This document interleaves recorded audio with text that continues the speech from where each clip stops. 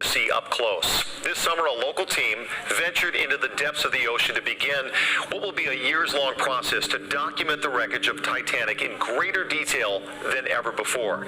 This expedition included nationally and world-renowned scientists, explorers, and Titanic.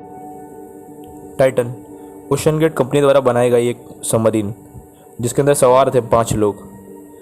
British businessman Hamish Harding, Pakistani businessman Shahzada Dawood और उनके बेटे सुलेमान दाऊद, और OceanGate company के CEO Stockton Rush और एक ship expert Paul Henry. 1 millisecond में इन सब का वजूद मिट गया। पांचों के पांचों लोग सब के सब गायब हो गए। 1 मिलीसेकंड यानी 0.0001 सेकेंड निश हो गए। सब के सब दुनिया से रिप्लेनिश हो गए। आप एक बात जान लीजिए कि जब आप कहीं खड़े होते हैं बाहर, तो आपके सिर पर जो प्रेशर होता है वो एयर में मौजूद गैसेस के कारण होता है, और इसी प्रेशर को हम एटमॉस्फेरिक प्रेशर कहते हैं, जो कि 500 से 1000 किलो तक हो सकता है, जिसे हम 1 ATM भी कहते हैं। ठीक इसी तरह जब कोई चीज़ समुद्र में अंदर जाती है तो उसके ऊपर एटमॉस्फेयर प्रेशर प्लस उसके ऊपर जो पानी का लेवल है उसका प्रेशर भी ऐड होता जाता है। हमारे ऊपर नॉर्मल प्रेशर 1 ATM होता है, लेकिन पानी के अंदर यही प्रेशर 400 ATM तक हो सकता है, यानी कि नॉर्मल प्रेशर से 400 गुना ज़्यादा। और इतना ज़्यादा प्रेशर झेल सके इतना स्ट्रॉन्ग मटेरियल सबमरीन की बॉडी को बनाने में इस्तेमाल किया जाता है, जिसमें कार्बन फाइबर और ऐसे स्ट्रॉन्ग मटेरियल्स का यूज़ किया जाता है, क्योंकि कार्बन ही वो एलिमेंट है जिससे इस दुनिया का टफेस्ट मटेरियल डायमंड बनाया जाता है, जो कि काफ़ी ज़्यादा मजबूत होता है।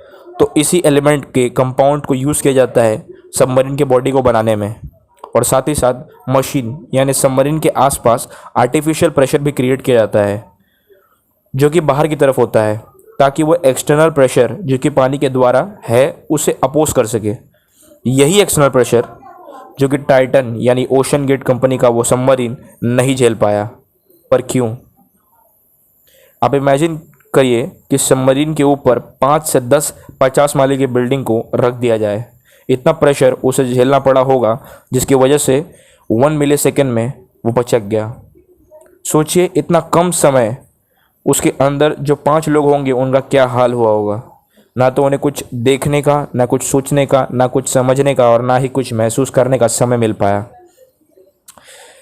किसी ने सच कहा है कि गरीब भूख से मरता है तो अमीर अपने अजीब शौक से। किसी चीज़ को देखते हैं तो उस चीज़ को सेंस करने के लिए, यानी कि उस चीज़ को दिमाग तक पहुंचने में 13 मिलीसेकंड का समय लगता है। ठीक उसी तरह जब हम गिरते हैं या हमें कोई चोट लगती है तो पेन रिसेप्टर से दिमाग तक उस मैसेज को जाने में 100 मिलीसेकंड का समय लगता है। तो सोचिए उससे भी कम समय में वो 5 लोग एक्सटिंक्ट हो गए, दुनिया से रिप्लेनिश हो गए, तो उनको ना कुछ दर्द महसूस करने का समय भी नहीं मिला होगा। आप सब सोच रहे होंगे कि इतना भयंकर प्रेशर था जिसके कारण उनके ब्लड का एक कतरा, उनके टिश्यू का एक कतरा, उन 5 की बॉडी का एक हिस्सा भी नहीं मिला। इस सवाल का जवाब है कि जिस इंटरनल प्रेशर की हम बात कर रहे थे, जो मशीन सबमरीन के अंदर इस इंटरनल प्रेशर को जनरेट करती है और सबमरीन को पचकने से और एक्सटर्नल प्रेशर से बचाती है, जो मशीन इंटरनल प्रेशर को क्रिएट करती है वो अचानक से फेल हो गई, जिसके कारण एक्सटर्नल प्रेशर को अपोज नहीं कर पाया, सबमरीन अपोज नहीं हुआ। जैसे एक बलून के अंदर हवा निकल जाती है जिसके कारण वो पचक जाता है, ठीक उसी तरह एक्सटर्नल प्रेशर ने इंटरनल प्रेशर को इतना दबा दिया कि मशीन सबमरीन पचक गई। लेकिन पचकने के कारण उसके अंदर के लोग कैसे गायब हो गए? आपके दिमाग में ये सवाल आया होगा। तो इस सवाल का जवाब ये है कि जब एक्सटर्नल प्रेशर ने सबमरीन के ऊपर एक्ट किया तो सबमरीन के अंदर जो इंटरनल प्रेशर बचा हुआ था, जब इंटरनल प्रेशर एक्सटर्नल प्रेशर के कांटेक्ट में आई तो सूरज की सतह यानी सन की सतह पर जितना टेम्परेचर होता है, जितना तापमान होता है, जो कि लगभग 6000 डिग्री सेल्सियस है, जिसके अंदर इंसान के खून का एक कतरा भी नहीं बचेगा, जो कि काफ़ी ज़्यादा टेम्परेचर है। इतना टेम्परेचर 1 मिलीसेकंड के लिए सबमरीन के अंदर जनरेट हुआ, जिसके कारण वो लोग 1 मिलीसेकंड से भी कम वक्त में वहाँ पर सब के सब एक्सटेंट हो गए। उनके बॉडी का एक एक टिश्यू गायब हो गया, जिसके कारण उनके बॉडी का कोई हिस्सा अब तक नहीं मिल पाया है। लेकिन ऐसा क्यों हुआ?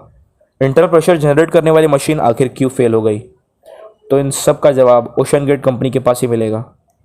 ओशन गेट कंपनी अभी किसी भी मशीन कोई भी अगर नया इनोवेशन आता है तो उसकी हज़ारों पैरामीटर्स पर उसकी जांच की जाती है, उसकी टेस्टिंग की जाती है, और लोगों का मानना है कुछ ऐसी ही टेस्टिंग इस टाइटन सबमरीन के साथ नहीं की गई थी।